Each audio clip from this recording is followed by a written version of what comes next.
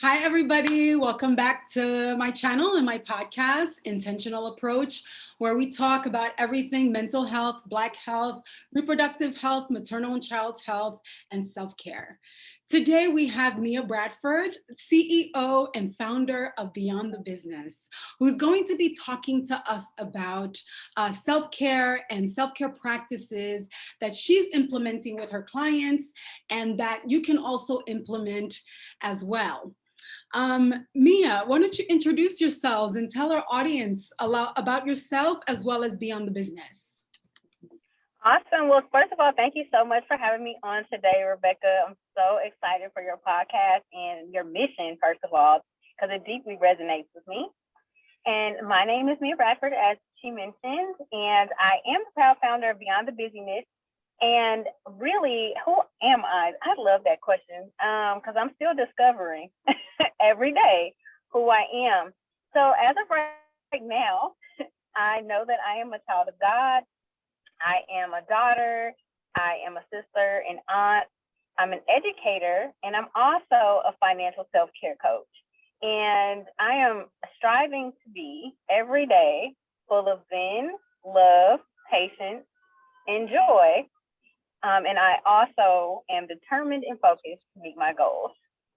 That's great. That's a lot of information that you provided to us. And obviously, she's not only a self-care guru, right? She's also a financial advisor. So if you need her resources, we're going to be leaving her information at the end of this podcast that you can directly reach out to her.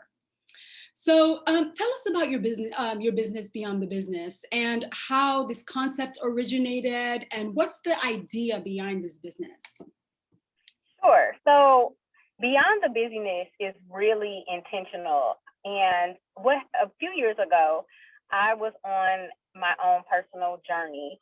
And I remember around the holidays, I was feeling a little depressed and just really questioning like what my purpose in life was. Mm. And I knew that I wasn't taking care of myself. Like I was wearing a superwoman cape, like many of us women of color do. Mm-hmm. And I was sick all the time. I was always going through burnout, dealing with depression, dealing with anxiety, like all sorts of stuff. And, those are things that we really don't talk about in the African American community. Well, at least not among my friends. So I don't want to make a blanket statement. So I was kind of like dealing with this struggle alone. And I decided to make a change. And in deciding that, I decided that I was going to document my journey to a more holistic lifestyle. And so I use busyness, to me, is just doing things for the sake of doing things, right? And we all have a reason why we do things. For example, a lot of us do things because we feel guilty if we don't, or we feel like we're not a good person if we're not, serving at church and in our sororities and our families. But the truth of the matter is, if you don't take care of you, there's a lot of implications mentally, physically, and emotionally. And it's great to serve. I serve in different capacities, but I also know that I have limits. And I also know that in order for me to show up and serve well, I have to take care of me. Mm-hmm. So that's how I founded Beyond the Busyness. And I don't, people still say like, oh, you're busy. And I was like, no, I'm not busy. I'm intentionally scheduled. So just like I schedule, to go to, work or whatever, you go to work from certain hours. I also schedule my naps. I schedule downtime. And because the thing is, I don't want to just be doing things for the sake of doing them. And I want to help others to get out of that rat race and know that it's okay to take care of themselves. That's a very good key word that you use, called intentionality, intentional. Hence why I even originated with my own business called Intentional Approach, because we can be doing so many things, right?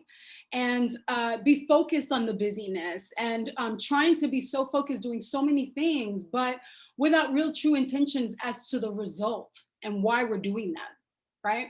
So it was really a good word that you used, because I believe that intentionality is extremely key in targeting specific things that we want to do, that we want to see results in. We're going to be talking a little bit more about that later on when we get into self-care. But is there any aspect of your business that is related to health at all? Absolutely. So the mission of Beyond the Busyness is to actually change the definition of self-care to include emotional, physical, and financial well-being. And what I do is I actually offer services in aromatherapy, which helps with emotional support. I also teach many different types of yoga.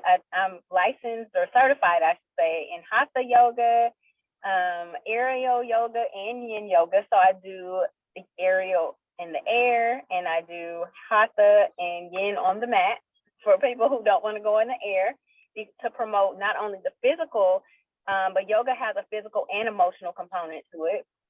And then I bring those two together to actually help women heal around finances. So I am a licensed financial professional, and I realize that in our community, we don't talk about two of those three things. We don't talk about emotions too much, and we don't talk about finances. It's like kind of like you deal with it on your own.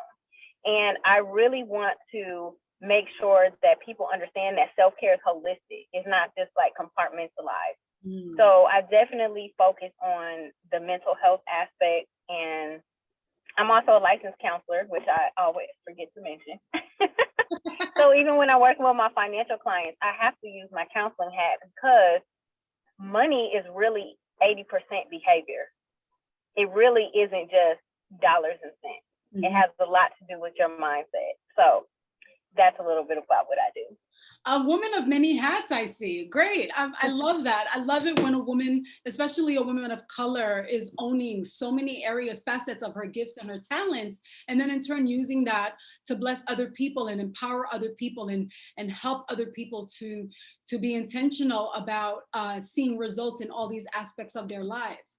Now, Mia, you covered some of these things. Can you go into more specifics with regards to if I was a client, for example, and I wanted you to help me with my mental health, how would you incorporate yoga and counseling and financial literacy to help me kind of like feel motivated and passionate about my life, especially in this critical time in this pandemic? That's a great question. So I'm actually getting ready to launch my signature program. And my signature program is basically a combination of using aromatherapy and yoga to help women heal with their finances. So what does that look like? Mm-hmm. So during the program, it's a 7-week program. We're actually going to be using introspection, like basically knowing where you are now and where it is you would like to go. And first of all, how you got to where you are now. Because you know, in the past, we really, as African Americans or, you know, people of color, haven't had the luxury to kind of sit down and figure out, okay, where we are, where we're trying to go. Like, that's a luxury to have time for reflection, right? And a luxury to kind of like go to therapy or figure out, you know, what's going on and why. So we're gonna start with introspection, and I use aromatherapy because aromatherapy is actually a way in which it connects to your emotions faster through inhalation. So we're going to use aromatherapy in order to tap into those emotions and those feelings that don't necessarily serve us anymore, and then use the practice of yoga and meditation to begin to release those things. And then from there, we will start to look at the financial piece, because a lot of people have shame, anxiety, fear, you know, you name it, around their money for whatever reason. Like maybe, you know, they grew up poor, and like I had a friend who, you know, she, as a child, she went through so many evictions. So for her, like she kind of like hoards money because she has a fear of not having enough and not having a place to live, versus someone who they grew up with parents like constantly giving them money. So they don't know what it means to be responsible with money, right? Like they just always had things handed to them. And now that they're on their own, they're just like, I don't know what to do with this. Mm-hmm. So depending on where you come in, and most of the time my clients are going to come in at different places. And if you come in and you just want to start with yoga, we start with yoga. If you come in and you want to start with essential oils or aromatherapy, we start there. Or if you want to jump right into the financial piece, even though people think they're jumping into the financial piece, I still have to do that background. What is the history? Where are you? And then we look at your goals and help you to get to the next level. That's very good. There's two things that you mentioned that I really wanted to also develop into, which was African American and health, and African American in especially luxury items, because intentional approach is a business targeting African Americans, mostly females, with regards to maternal health, child's health, reproductive health, and health holistically. So something that you said, which I think is true, but I would like for you to develop that a little bit more, especially in your practice as a counselor, and as well as with your clients, is this divergence with regards to Black and health. Can you go and expound into that a little bit more for our Absolutely. audience? So definitely. So both you and I we have similar target markets, right? Our goal is to help African American women, right? Or women of, Black women, wherever you are in the diaspora. Mm-hmm. And I've done extensive research on the healthcare of Black women. And although Black women are the most educated women in the United States, the most educated people in the United States, we have the highest rate of degrees. We also have the highest rate of every type of disease, whether it's heart disease, whether it's a high, mortality rate around birth, or diabetes, or mental health disorders. We're at the top of the chart. And so I want to pause right there and make sure people understand, just because you're more educated doesn't mean you're healthier. Although in the past, if you would look at studies, you will see, college students work out the most. But health is not just physical. It's mental, and it's also your mental health and your emotional health. And because as a people, like I was saying earlier, we haven't had the luxury to either A, take care of our mental health, or B, it was looked at as a taboo in our communities, right? Like if if anybody mentioned, you would never tell anybody, oh, I'm going to therapy, or oh, I have a psychologist or psychiatrist or whatever have you.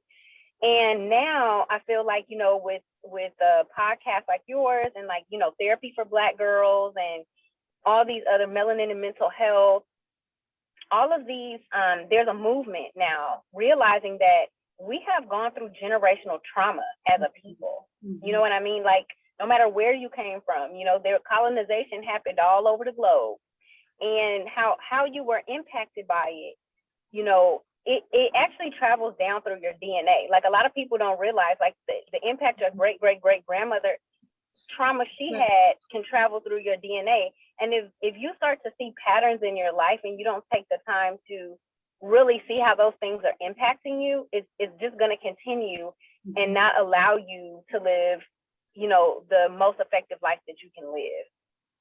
And so did that answer your question? It did, but then to piggyback on that is the reflection component that you kind of tapped into, but you didn't develop as much. Can you develop that part as well? Definitely. So for me, this is something I learned from yoga. So let me speak for myself. I don't like to make a general statement. I am a recovering serial overcommitter. Okay, so anybody can take that how you take it. I was the person doing everything with everybody, being everywhere, exhausting myself, burning myself out. And basically what that meant was I really wasn't taking time to be and understand who I was, what I needed out of life, what I didn't need to be doing, who I didn't need to be around, because I was just on a perpetual cycle of doing. We as a people need to be, and there's an excellent quote. I really wish I could access it right now, but it says something to the extent that for Black people to rest is a revolutionary moment. Wow. Because white supremacy teaches you that if you're not doing, you're lazy. And that comes down out of colonization and slavery. But if you're always doing, you don't have time to reflect. You don't have time to, really dig into who you are. What is it that you want out of life? How are you going to get what you want out of life? How can you bring value and impact other people? You need time to be and sit to understand that. And so yoga taught me that. because in yoga, a lot of people think of yoga as like the poses, right? Like you're doing a down dog or up dog or cobra or whatever.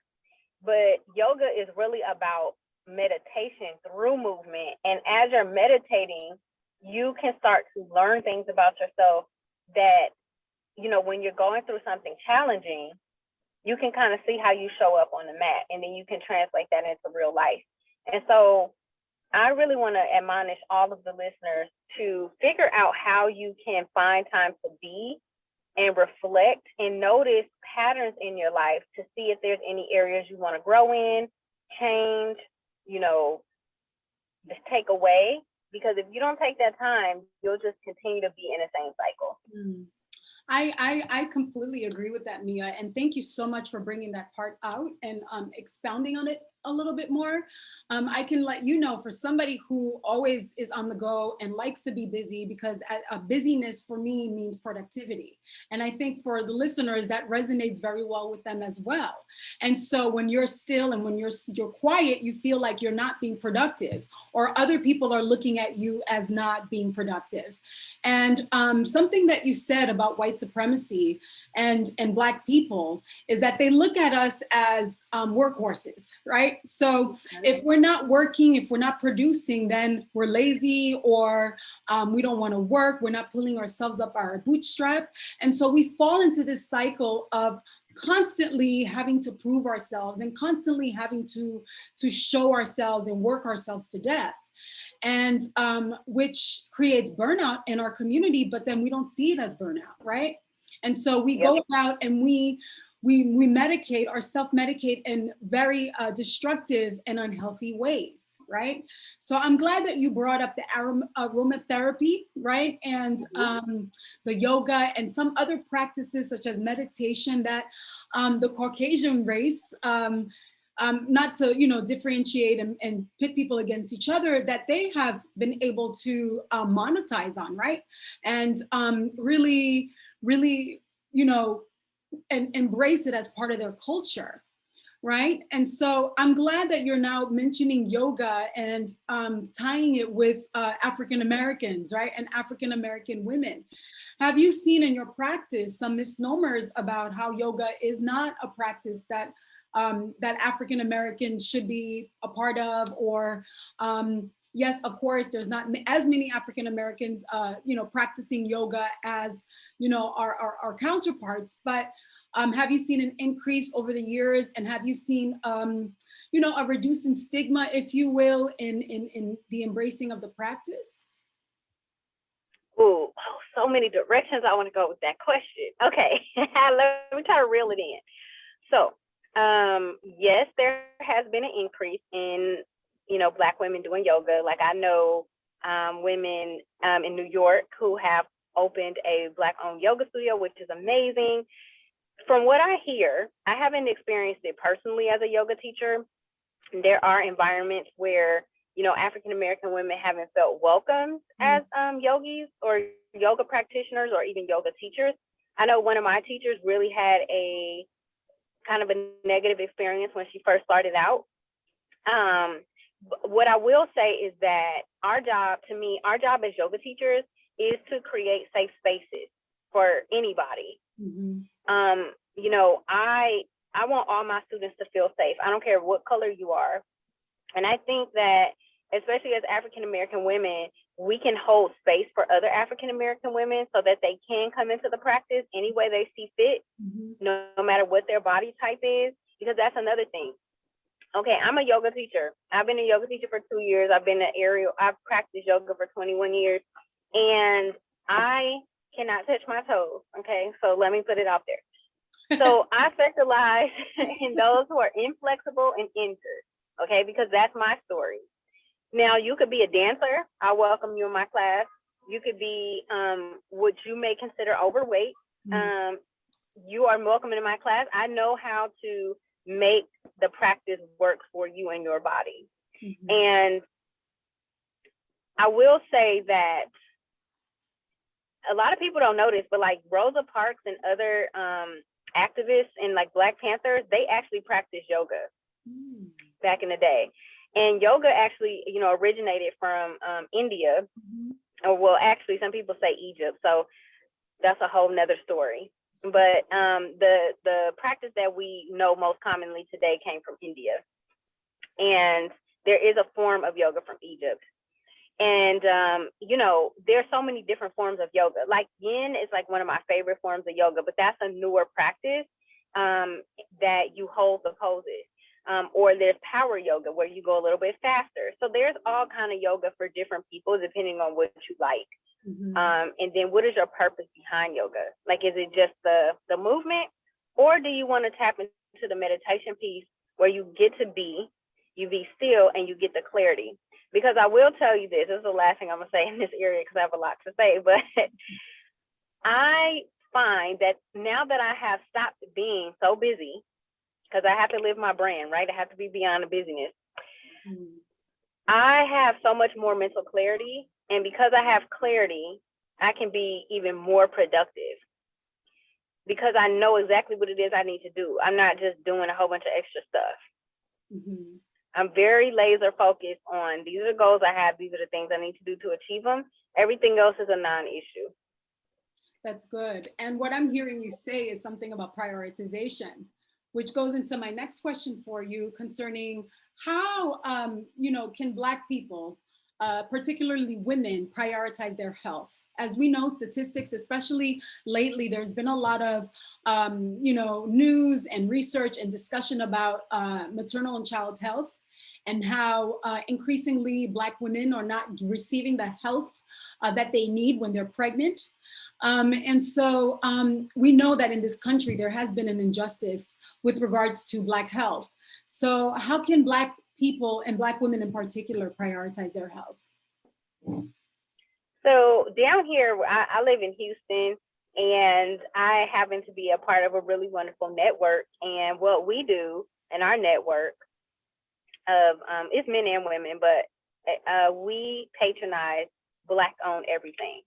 So one thing I would encourage you to do, if it's possible in your area, is see if you can find Black doctors.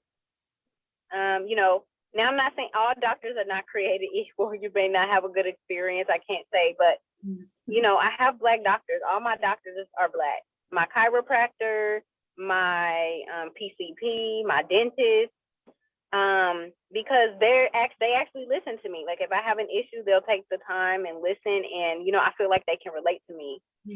The only like non-traditional doctors that I have are Asian and Indian, or excuse me, Chinese and Indian, because I do utilize alternative medicine. I don't take pharmaceuticals or anything like that. So that's my next point. Point number 2 is explore alternative medicine. My friend who's Black was having, and this is huge with African American women, really heavy fibroids and a lot of bleeding. You already know this is right along with reproductive health. And she like bled for weeks, and the doctors could not tell her what the problem was. She went to an acupuncturist. Within 5 days, her bleeding stopped. Wow. And so, my friends, I don't want you to be afraid. I have an acupuncturist who is Chinese, amazing. She's the one who cured my friend. And I use an Ayurveda practitioner as well. Ayurveda comes from India. Both of those are ancient, ancient medicinal practices, and it works. Like I could not kneel for 3 years, like kneel down on my knee. I went to an Ayurvedic practitioner, and my knee is healed. So that's number 2. Try alternative medicine. I don't get down with the Western medicine like that, except for those yearly checks. Number 3, listen, you gotta take your stuff into your own hands. Guys. She's telling the truth. I'm telling the truth, Yeah. And then number 3, I would say you definitely do your well woman exams. Always do your yearly exams that your insurance covers. Don't skip them. They're free. So there's no excuse. Get that done. And also, like my favorites are essential oils. I use essential oils for everything, whether it's allergies, I need to calm down emotionally, I have a burn. Essential oils I can help you with that if you need a consult. And then the last thing I would say too is, yeah, tap into yoga. Like my yoga teacher trainer, she had lupus and she said that yoga cured her lupus. Like she doesn't have the pain anymore. Wow. I'm not saying that that's everybody's story, but I know for me, when I started doing aerial yoga, I stopped having to go to physical therapy because my back didn't hurt as much anymore. Wow. There's so much that you said here that I feel like it needs to have, we need to have a part two. All right. Especially about the reproductive health issues that you mentioned and highlighted, and alternative medicine. We obviously don't have a lot of time to cover all of that, but I do think that there's something that we can definitely discuss again, and then just give our listeners some outlets and resources that they may not be aware of, and then where in their areas and communities or neighborhoods that they can find those potential resources. Mia, something I wanted to ask you is, how can we partner with you, and how can we have find resources like I mentioned in our communities, or find someone like you where we are, or even reach out to you if we're in the Houston area? Yeah, can you give us some of that information? Sure. So my business is pretty much 90% virtual. Okay. So no matter where you are, I do consultations. So basically, if you go to calendly.com/beyond the busyness, all of my consultation services are there. So if you're thinking about aromatherapy, you could book an essential oil consultation. I also teach yoga online. So if you want to try out yoga, I specialize with beginners and injured and inflexible. And then if you need a financial consult, I didn't talk too much about financial well-being, but that's actually the core of what I do, because we all know that if your money is not right, your mind is not right. So money is just as connected to mental health as everything else. And I do financial self-care calls. And in those calls, we talk about, where you are, where you're trying to go, and what are roadblocks, and then how we're going to get you over those roadblocks. And so I help individuals and families with everything from increasing your cash flow, eliminating your debt, getting insurance, setting up your will and your trust, and even helping you with retirement. So if you want to up level there, I can also help you with that. So definitely reach out to me through Calendly, or you can just go to beyondthebusyness.com. That's easier. And you actually tapped onto something, and I'm glad you mentioned the financial component, because studies have also shown that in the Black community, a large reasons why we don't access healthcare is because of the financial component. Can you expand on that a little bit more? And especially from your practice and from your experiences and your clients, how these two things actually work hand in hand. Yes. It is so true, because if you don't have access to insurance or affordable, or you don't have the money to pay for health care, if you don't have insurance, it's extremely difficult for you to get good treatment. Mm-hmm. I mean, that's something I'm even concerned about right now, because I am actually leaving my full-time job as of June 30th. So fortunately, I am an insurance agent. So I am actually looking to create an organization for entrepreneurs to come together as a group so that we can get the group health insurance rates. Because for those of you who don't know, like if you have a full-time job and you have benefits, that's fantastic. But when you're like one person and you need health insurance, the premiums are ridiculous. That's the monthly payment. They're extremely high. So it's a whole bunch of people, entrepreneurs especially, walking around without health insurance. And God forbid you have an emergency. Medical bills can bankrupt you like that. So I'm trying to eradicate that problem for my friends who are entrepreneurs and create this organization. I'm still researching it. It's definitely a seed at the moment, but I am closer to getting the answer to what it is I need to do to help other people have access to affordable insurance, even if it's not through an employer. So that is a huge block. Even for me, I use alternative medicine. My insurance don't cover that. So all of my medical expenses actually, for the most part, do come out of my pocket because I don't really subscribe to Western medicine, so I don't take any pharmaceuticals. So all my stuff, like my herbs, is like $88 a month. Like, that's expensive for a lot of people. Mm-hmm. Yes, that's good. So my last question before we end this podcast is, how can we prioritize our self-care? It's something that you mentioned earlier, but that I would like to expound on, because truly intentional approach is about self-care, which encompasses mental health and everything, and reproductive health. But especially now, it's extremely important in this global pandemic that we are in, and a lot of people don't even know what self-care is and what it looks like.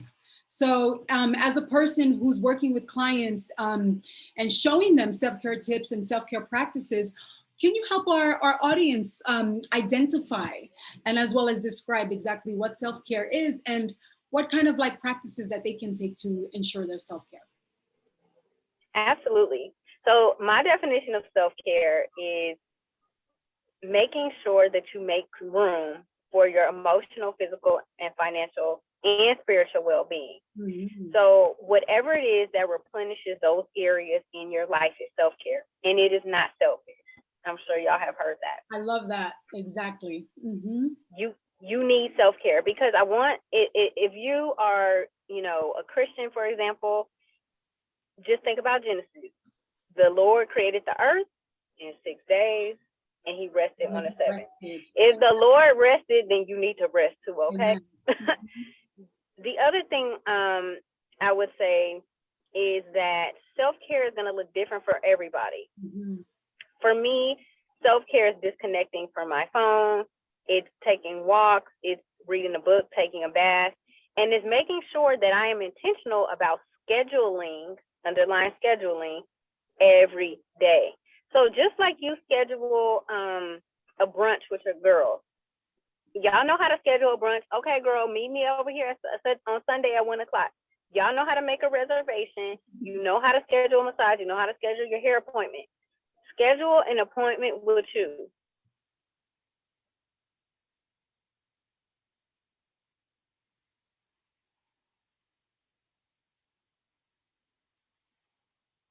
You're breaking up, Mia. Is our body? Oh no. Go ahead. You're fine now. It's okay. Okay.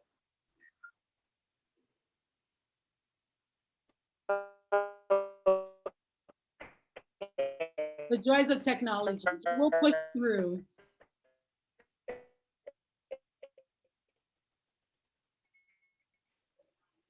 There's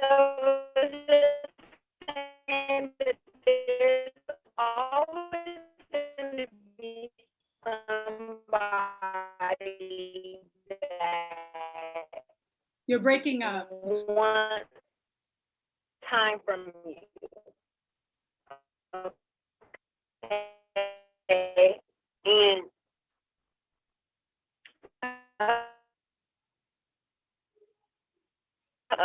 okay. I don't. There you are. Really However, back now. I'm back. Yes. Okay. So I was just saying that when you schedule your me time, make sure you protect it like you protect, something else that's important to you. Like, going to work, you work set hours, right? And so the same way, I want you to protect your me time. Make sure, if it's whether it's taking a nap, whether it's reading a book, take that time, taking a bath, whatever it is that replenishes you. So I call that your self-care fuel. What is it that fuels you? For me, it's sleep. The more sleep I get, the more productive I am. Mm-hmm. For some people, the more you're outside in nature, the more productive you are. Mm-hmm. The less you're on your cell phone, the more productive you are. Figure out what is your success fuel. And then make sure you get that in as much as you possibly can every single day. And so that's what I would say for self-care. Good. Thank you so much, Mia. So much information and so many nuggets. I love it. And I hope you guys do too. you can reach me. I'm gonna put her information below in the comment section so that you can reach out to her directly. And again, she mentioned that you can contact her at www.beyondthebusyness.com. Correct, Mia?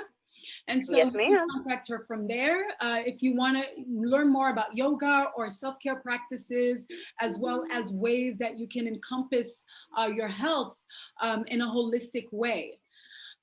So thank you so much. And I'm glad she said something, and then that's definitely the motto of intentional approach. And that is self-care is not selfish. All right. So ensure to prioritize your health and your self-care. Thank you so much, everybody. Have a great day.